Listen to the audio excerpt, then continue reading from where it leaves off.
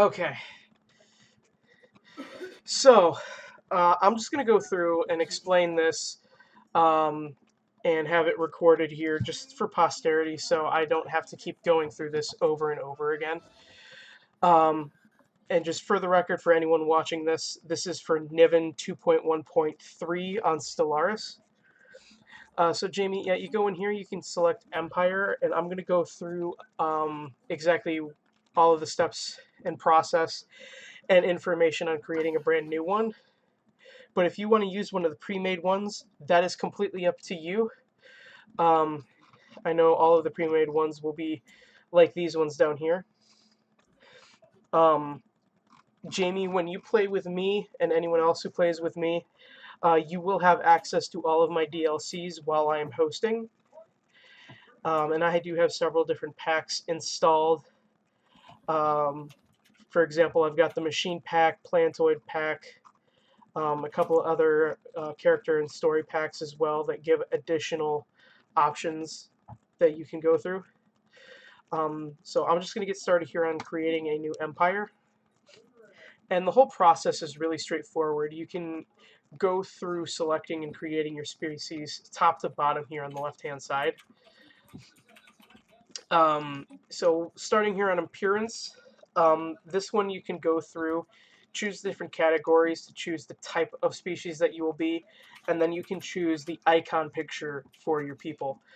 For example, in Mammalian here, you can choose to be the cat people, which Damien has used multiple times. I created a species around this called the Otterman.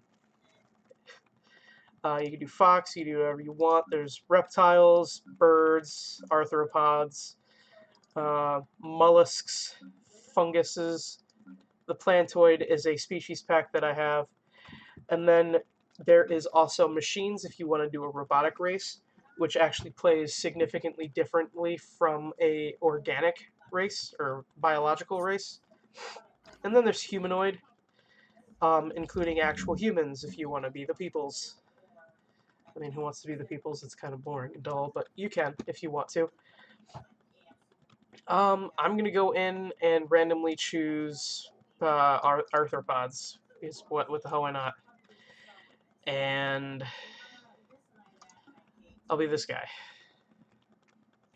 One of those freaky lobster dudes. Going on the next one is species name. And usually you can do these in order, but I'm actually going to give you a hint and tell you to go down to name list first. And name list, this is the quote unquote language, essentially, is what they're going to use. At least how they will name their planets, their ships, and all this other stuff. And they're all centered around a theme. So if you wanted to go into humans, if you were to do SPQR, it's kind of Roman-esque or Roman-based. United Earth, I don't remember what the E stands for. It's whatever, but I mean you can see how it's kind of structured. Fleet names, first fleet, second fleet, it's very similar. You can go humanoid. Because I'm arthropod, I'll probably do an arthropoidian type of dialect, but you can choose whatever you like. Go through, read them all, and whatever floats your boat or whatever helps you to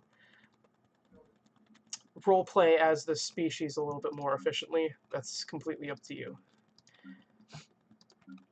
I'll do that one.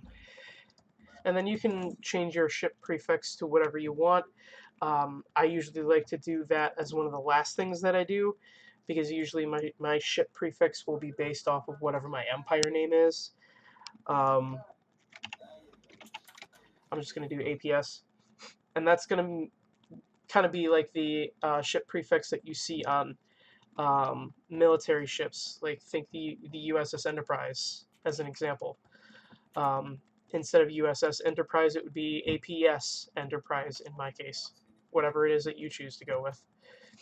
So the ship names here, you can see all of them. APS Werslow, APS Pas Trogd. And then once you have chosen your name list, whatever language you want to go with, you can bounce back to species name. And then when you hit randomize, it's going to randomize based off of the name list that you've selected. So Zeltec or Ether. I'll hit it a couple times and just go, I'll go with that. Why not?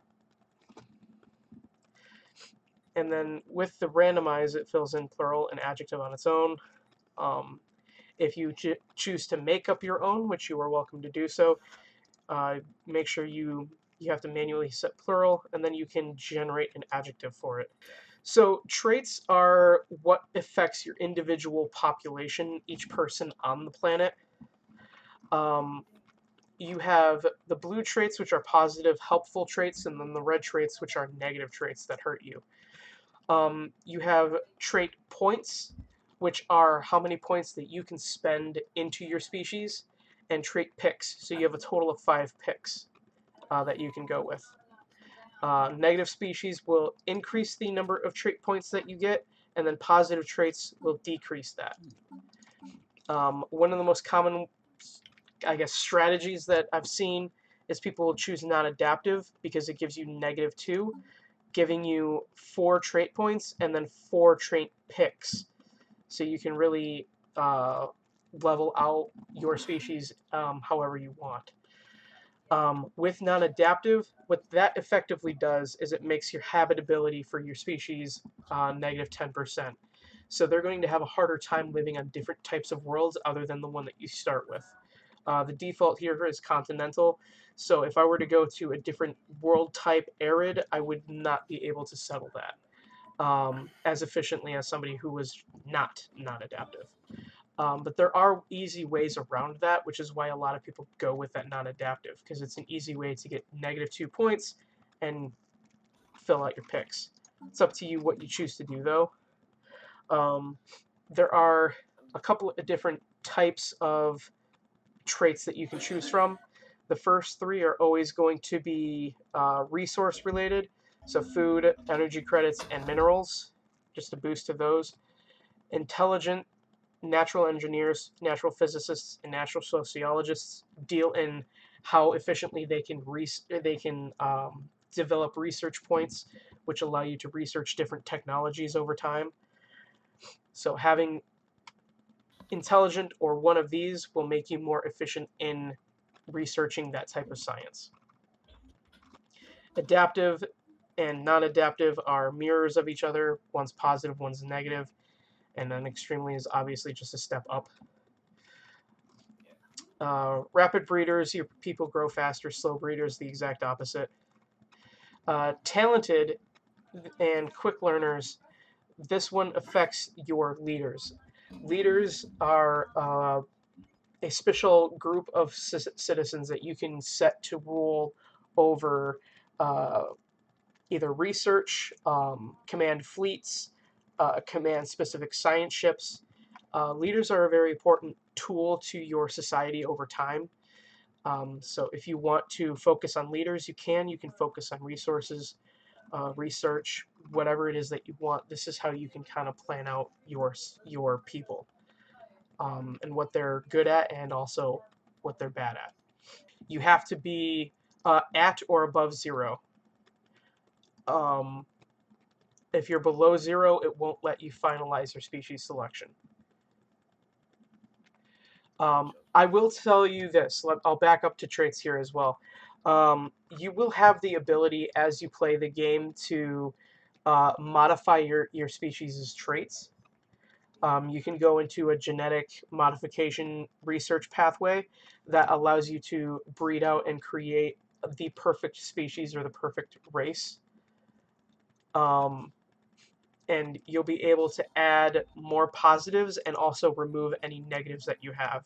So over time, if you started with, like I am, non-adaptive, eventually you can remove that and then add further traits like quick learners or talented if you wanted to. So moving on to name and class, this specifically relates to your home world. So this will give you the option to choose which type of planet your people will immediately become or immediately populate. This plays into if you chose non-adaptive, the thing to keep in mind, if you choose Ocean World, for example, you are locked into doing Ocean World, at least in the early game, until you can either learn how to terraform, or you can learn to genetically modify your people to remove that non-adaptive. Yeah, thanks for bringing me back to that. So the starting solar system here, that determines, I mean, you can start with the Sol system, which would be Earth.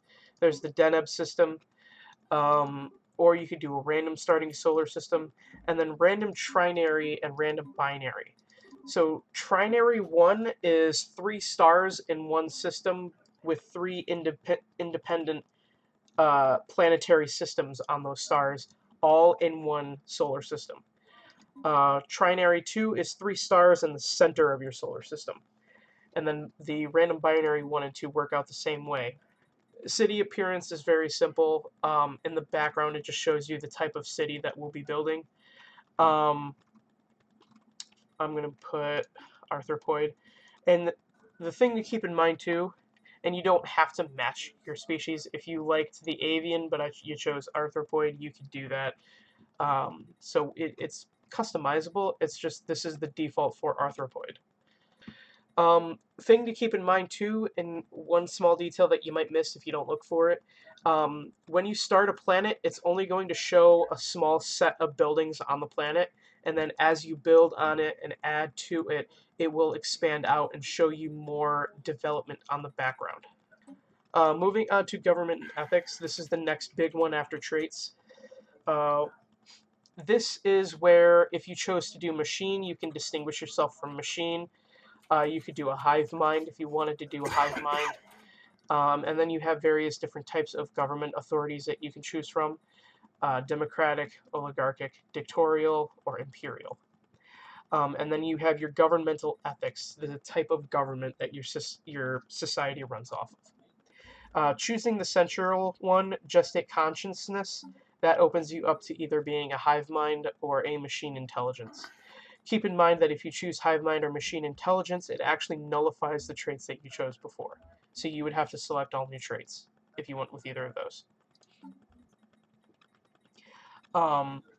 And you can hover over it and read what each one does. If you want to be more militaristic, you can do that. Spiritualistic, xenophobic, or xenophilic, you can do those. Usually the opposite of the circle is the opposite trait, so militaristic or peaceful. Materialistic or spiritualistic. Xenophilic, xenophobic, authoritarian, or egalitarian. What traits you choose and whether you decide to go with the fanatic version of those traits will actually open up different types of civics that you'll have access to. All these grayed out ones here are ones you don't have, and you can hover over it and see what your requirements are. So the requirements for this is you have to be some degree of materialist to be a mechanist, for example. And this boils down to how you want to play the game. And keep in mind, you're not necessarily locked into the ethics that you choose. However, it is harder to change your ethics than it is to change your traits. So think of ethics as more of like a long-term trait for your society, and traits are more short-term because you can change them with genetic modification, which actually comes fairly early in the game. It does take a little bit of research, but you can get there pretty easily.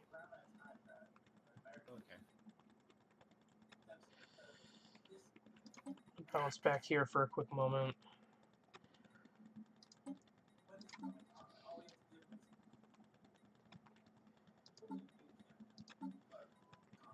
I didn't realize you can actually pick tools. What's that? I didn't realize you can. If I pick a green one, it gives me 2 points, and then if I pick a red one, it's 1 point. Yeah. What it is you start with 3 ethic points that you can choose from. The green ones only take away 1, and the red ones will take away 2. So you can only choose up to 3 different traits, or 2 if you choose a red one, and you can't do 2 reds. And that's actually not something that can be increased later on. You're locked in with those 3. You can change them, but it does take a lot of effort and time to do so. So be pretty well dead set with the ones that you choose. And then once you're set with ethics, I'll go into the civics side of this page.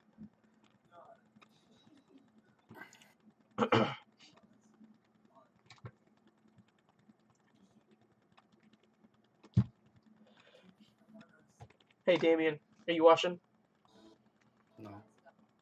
Well, fine then. I won't show off my massive jar of M&Ms that I'm so proud of. Snacking like a fat kid.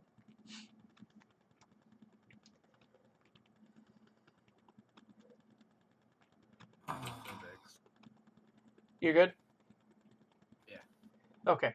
So civics is another modifier onto your type of government, and they can range everything from affecting your leaders, like the aristocratic elite here, all the way down to your resource production.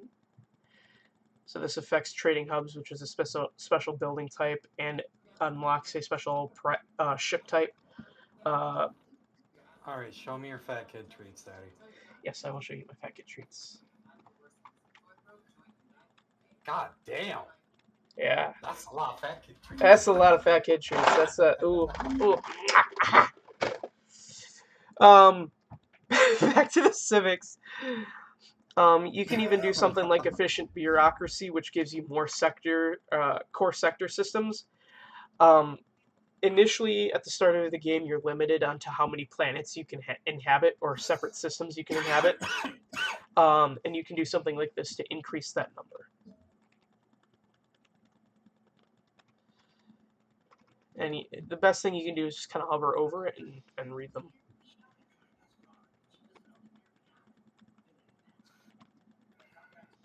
I picked what I wanted. Alright, so how do I degrade my game? So go into Steam. Yep. Get into the game properties. The old game of properties. Okay. Go to betas. Okay. Hit the drop down and select Niven. Niven, the first one, the 2.1.3? Yep. Yep. And then wait for it to download the downgrade, and then you'll be fine.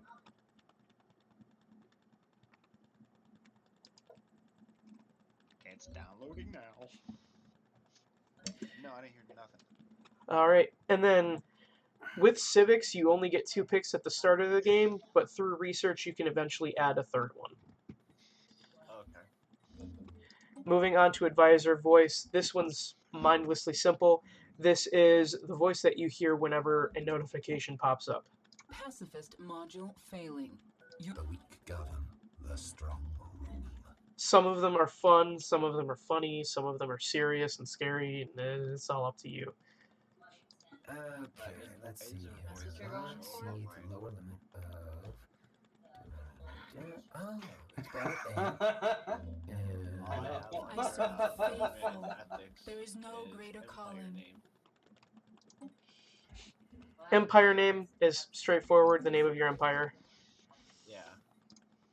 Flag Alright, is straightforward, that's the symbol that appears over your space. Ships and planets.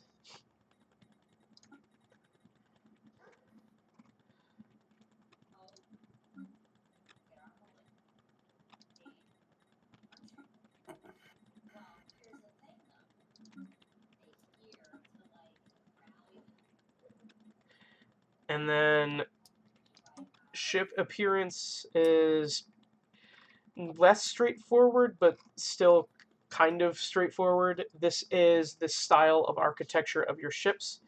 You can either match your city setup behind you, or you can completely customize it to choose whatever style that you like. This will have a mildly important impact over how your ships are structured, but it doesn't really affect gameplay all that much. It just changes how they look and where things will be located on them.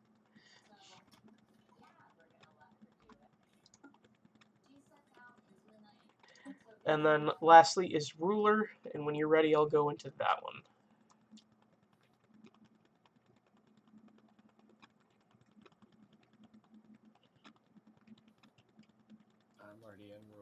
Okay. So this one's pretty simple. This is your starting ruler at the very beginning of the game. You will not always have this same ruler. This is just the one that you start with. And you can see here, you can have an heir.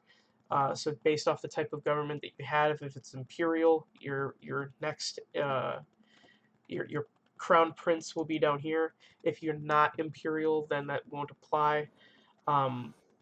But you could do president, you could do high inquisitor for their title, you could do, whatever floats your boat, dictator, king, emperor, whatever. You can choose their gender, you can name them, and then you can change various different aspects of how they appear. And I am the captain now. I have no Look at gender. me, look at me. I am the captain now. It was nameless. Yeah, it was nameless.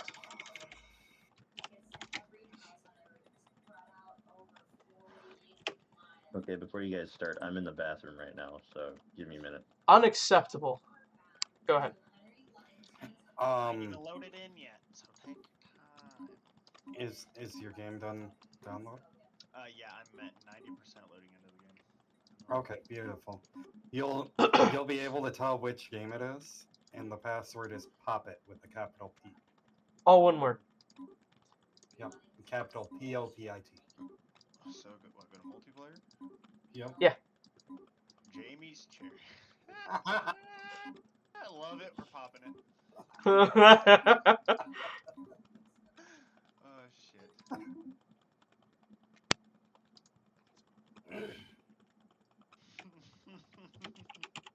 That's fucking awesome. Oh, one thing to mention on your ruler, if you're gonna have male versus female, you can change the gender, and you'll notice that the title will change, but it saves the gender or it saves the title per gender. So if I'm on male, it's on High Inquisitor. If I'm on female, it's Lord Governor. On future leaders, if the successor is male or female, it's going to have that title. So make sure you set your title for both genders, and then you can choose whatever gender you want your first ruler to be.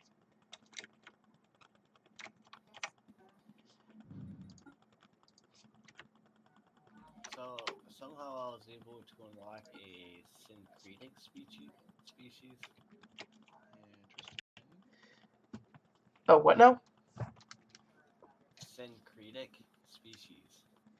Syncretic. Did you buy any DLCs? No. When I did the ethics, I unlocked syncretic evolution. Oh, syncretic evolution. Okay, yes, I know. Okay, I know what you're talking about now. So basically, it's just a second. Yeah, that one right there. I'm gonna pop that on just for the moment, just so that I can go through that with you. Thank you for bringing that up. So basically, you get a secondary species along with your primary one. You can choose how that species is gonna look. You can name them. They'll have their own separate name list, and you can also do individual traits for them too.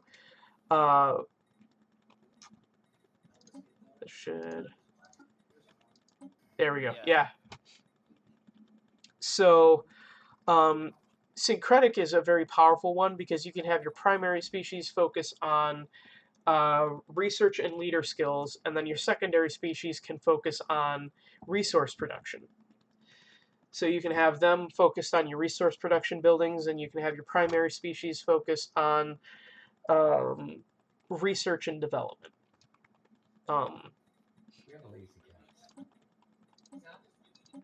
There it is. Let's turn that back off. Should I have the secondary one as rapid breeders? So I have more. You can, but eventually your secondary species might overpopulate your primary species, and they will become the primary species of your empire. Okay, I put them as slow then. Where was it? There it is.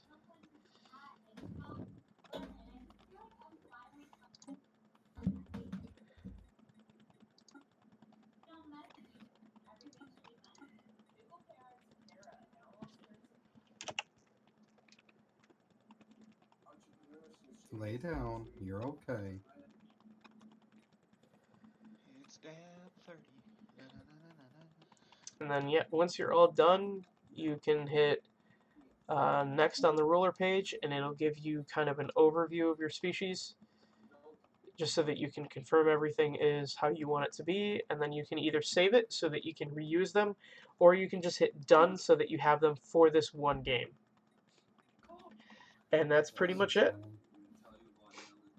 Before I close the stream, do you have any other questions for me? Nah.